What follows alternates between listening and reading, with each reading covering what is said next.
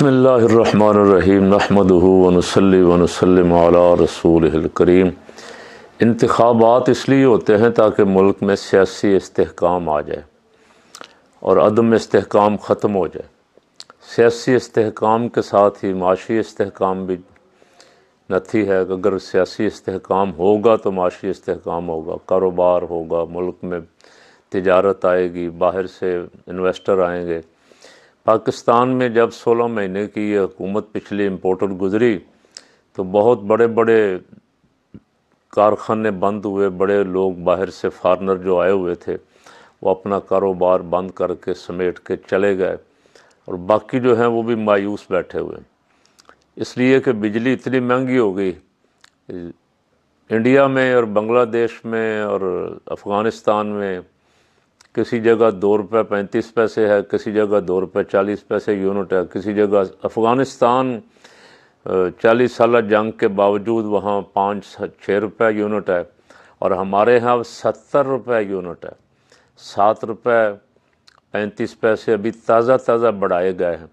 تو کارخانے کیسے چلیں گے؟ اتنی مہنگی بجلی ملے گی تو کارخانے والے بیچارے کیا بنائیں گے اور کیا بیچیں گے؟ تو انتخابات کے نتیجے میں قوم امید لگائے بیٹھی تھی کہ انتخابات ہوں گے تو کچھ سیاسی حکومت، مستحکم سیاسی حکومت آ جائے گی اور وہ آ کے ریلیف دے گی، ملک میں بزنس، تجارت کا معاملات، کاروبار، لوگوں کے گھر چولہے جل جائیں گے۔ لیکن بدقسمتی سے انتخاب کروانے والوں نے ایسی بدقسمتی، ان کی اپنی بدقسمتی کہہ لیں، ملک کی بھی ساتھ کہہ لیں، کہ ملک کو ایسے چور اور ڈاکو ملے ہوئے ہیں کہ انہوں نے ایسا انتخاب کروایا کہ جن کو سوئے ہوئے اٹھا کے کہا نا تم جیت گئے ہو، تم دفتر کیوں بند کر رہے ہو رات کو، تم افسردہ کیوں ہو، تم تو جیتے ہوئے ہو، وہ بھی پریشان تھے، اور وہ اب آپس میں لڑ پڑے۔ 3 پارٹیوں کو فائدہ پہنچانے کی بھرپور کوشش کی اور کی جا رہی ہے، نون لیگ کو، پیپل پارٹی کو اور ایم کیو ایم کو۔ ایم کیو ایم کے مصطفیٰ کمال کی ایک ویڈیو لیک ہو گئی، آڈیو لیک ہوئی، اس میں وہ کہہ رہے ہیں، کسی اجلاس میں بیٹھے ہوئے کہہ رہے ہیں کہ نون لیگ والوں سے ہمارے مذاکرات تو ہو گئے ہیں، لیکن نون لیگ والے کہتے ہیں کہ پیپلز پارٹی والے ایم کیو ایم کے ساتھ اتحاد پہ راضی نہیں ہیں، اس لیے کہ پیپل پارٹی والے کہتے ہیں ایم کیو ایم کا مینڈیٹ جعلی ہے، ایم کیو ایم کا مینڈیٹ 100% جعلی۔ تو مصطفیٰ کمال کہہ رہے ہیں کہ ہمارا تو 100% جعلی ہے، اور جن کا 200% جعلی ہے وہ حکومت بنانے جا رہے ہیں۔ گورنر ٹیسوری کی بھی کوئی ویڈیو لیک ہو گئی، آڈیو لیک ہو گئی، وہ بھی اس میں اسی طرح کی باتیں کر رہے ہیں۔ یعنی گھر والے اب جن کو فائدہ پہنچایا گیا خود مان رہے ہیں کہ یہ مینڈیٹ جعلی ہے۔ میرا سوال یہ ہے کہ اس جعلی مینڈیٹ کے ساتھ، جعل سازی کے ساتھ بنائی گئی اسمبلی، جعل سازی کے ساتھ بنائی گئی حکومت، یہ کیا استحکام لائے گی ملک میں؟ یہ غریبوں کا سوچے گی یا اپنا سوچے گی؟ اچھا، وہ ایم کیو ایم کو ساتھ ملانا، وہ انہوں نے کہا ہم نہیں چاہتے، اس لیے کہ ایم کیو ایم وزارتیں مانگے گی، اور ایم کیو ایم وزارتیں بھی منافع بخش مانگتی ہے جن میں مال زیادہ ہے۔ ایم کیو ایم بندے ساتھ تھے، وزارتیں 3-4 لی ہوئی تھیں، خان کے ساتھ بھی چند دن ساتھ دیا، پھر دھوکہ دینے میں بھی سب سے پہلے ایم کیو ایم والے ہی تھے۔ ایم کیو ایم والوں کو حضرت مولانا شاہ احمد نورانی صدیقی رحمۃ اللہ علیہ کی بد دعا ہے۔ یہ ملک دشمنی میں کھڑے ہوئے تھے، راہ سے پیسہ لیتے تھے، راہ کے ایجنٹ تھے مبینہ طور پہ، یہ اداروں نے سارا کچھ پکڑ لیا، ثابت ہو چکا ہے، اور پھر ان پہ پابندی لگائی گئی، London M Q M London کہہ کے اور ایم کیو ایم پاکستان کہہ کے کچھ لوگوں کو بچایا گیا۔ یہی سارے تھے جن 17 کو آپ نے اب سیٹیں دی ہیں نا، گھر بیٹھے ہوئوں کو، ہرے ہوئوں کو جتوایا ہے، یہی تھے، بتہ خور بھی یہی تھے، بوری بند لاشوں والے بھی یہی تھے، اور پورے کراچی کا امن خراب کرنے والے، حیدرآباد کا، سندھ کا، یہی لوگ تھے، اور یہ ووٹ کے ذریعے نہیں آئے تھے۔ بڑا اچھالا گیا کہ مولانا نورانی کو ہرا دیا انہوں نے، یہ ہرے ہوئے تھے، یہ اسی طرح آئے تھے جس طرح اب آئے، اسی طرح ان کو لایا گیا تھا۔ ان کو لانے والوں کا بھی آپ سب کو پتہ چل گیا، اس وقت تو لوگ نہیں مانتے تھے نا۔ اب پتہ چل گیا، اب کراچی والوں کو بھی پتہ چل گیا۔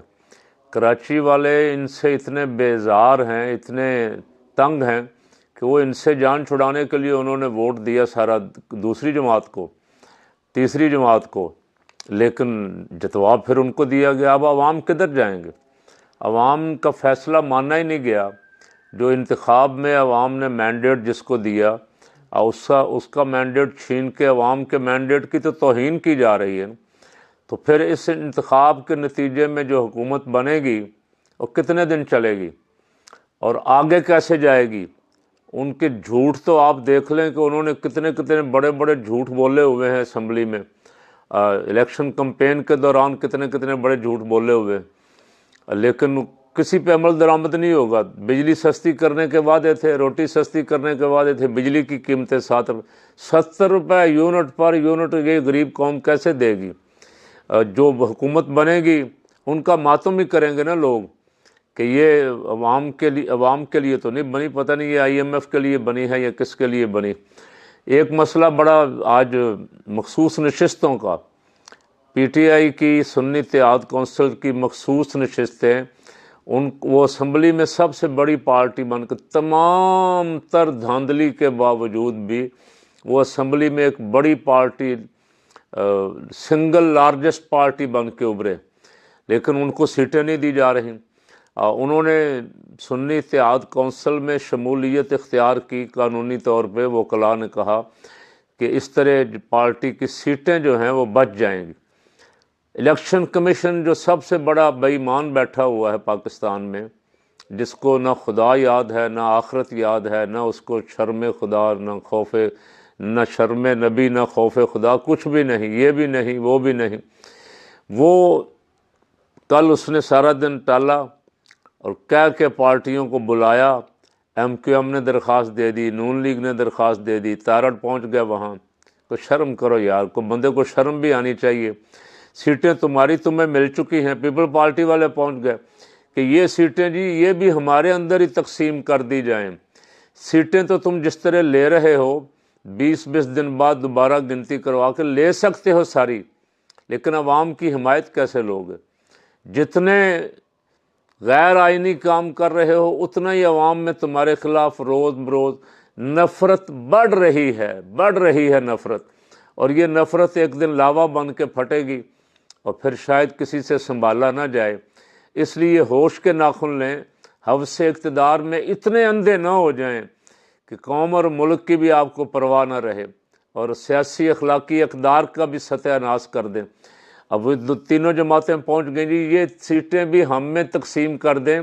ریوڑیاں بانٹ رہا ہے کو اندھا، اور وہ ریوڑیاں اندھا بار بار اپنوں کو ہی دے رہا ہے، کوشش کر رہا ہے۔ تو آج پتہ لگا جی فیصلہ محفوظ کر لیا الیکشن کمیشن نے، کیا کرے گا؟ سنا یہ ہے، زیادہ لوگوں کا خیال یہ ہے کہ یہ اسمبلی کے اجلاس کے بعد سپیکر، ڈپٹی اسپیکر اور وزیر اعظم کے اجلاس کے بعد ان سیٹوں کا فیصلہ کریں گے صاحب۔ تو پھر اس اسمبلی کا اجلاس کیسے مانا جائے گا؟ اس کا انتخاب کیسے مانا جائے گا؟ سپیکر اور ڈپٹی اسپیکر کا الیکشن چیلنج ہوگا، وزیر اعلیٰ پنجاب کا الیکشن بھی چیلنج ہوگا، وزیر اعلیٰ سندھ کا الیکشن بھی چیلنج ہوگا، اور وزیر اعظم کا الیکشن بھی چیلنج ہوگا، صدر کا الیکشن بھی چیلنج ہوگا۔ تو اسی جھگڑے میں پڑے رہیں گے آپ۔ استحکام والی بلا تو کہیں دور دور بھی نظر نہیں آتی کہ آپ کو اس بات کی فکر ہے کہ ملک میں استحکام آئے۔ سیاسی پارٹیوں جن کو کوئی 17 پارٹیوں والی MQM کہہ رہی ہے کہ یہ 17 پارٹیوں والے جنہوں نے 200% دھاندلی کی، ہم نے تو صرف 100% کی ہے، ان کو حکومت دی جا رہی ہے، ہم کو وزارتیں بھی نہیں دی جا رہی۔ یہ آپس میں گتھم گتھا ہوں گے، یہ لڑیں گے، ابھی تماشا قوم دیکھے گی اور یہ سارا کچھ باہر آئے گا۔ اس وقت شاید الیکشن کمیشن کو منہ چھپانے کی جگہ بھی نہ کہیں ملے، اور وہ عدالتیں جو خاموش بیٹھی ہوئی ہیں ان کو غور کرنا چاہیے اپنے رویے پہ کہ کل بات ان پہ بھی آئے گی کہ وہ اس سارے کچھ کے ذمہ دار تھے۔ ملک کو سیاسی طور پہ عدم استحکام تک پہنچانے کے ذمہ دار وہ ادارے ہیں جو اب خاموشی سے یہ سارا تماشا دیکھ رہے ہیں یا کروا رہے ہیں۔ واللہ عالم بالصواب۔ تو یہ اجلاس جو ہونے جا رہا ہے، صدر مملکت نے صحیح فیصلہ کیا تھا کہ جب تک سیٹیں مکمل نہ ہو جائیں، اب پنجاب اسمبلی کی سیٹیں ابھی تک دی نہیں گئیں پی ٹی آئی کو، سنی اتحاد کونسل کو، تو پنجاب اسمبلی کا الیکشن ہو گیا، یہ الیکشن متنازع، یہ چیلنج ہوگا، اور یہ الیکشن اگر عدالت نے فیصلہ صحیح کیا تو اڑ جائے گا، اور یہ حلف ڈپٹی سپیکر کا الیکشن بھی اڑ جائے گا۔ یہی تماشا قومی اسمبلی میں لگانا چاہتے ہیں جن کو اقتدار کی ہوس ہے۔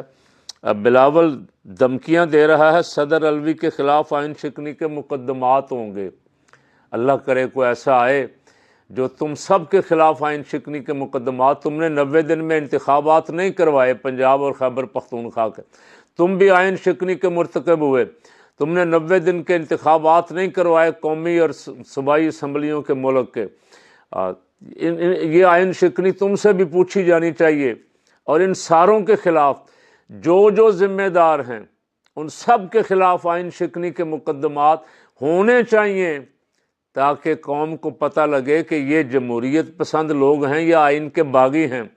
یہ لوگوں کو تو آئین پہ عمل کرنے کی تجویزیں دیتے ہیں، مشورے دیتے ہیں، لیکن خود یہ آئین پہ عمل کرنے کے لیے تیار نہیں۔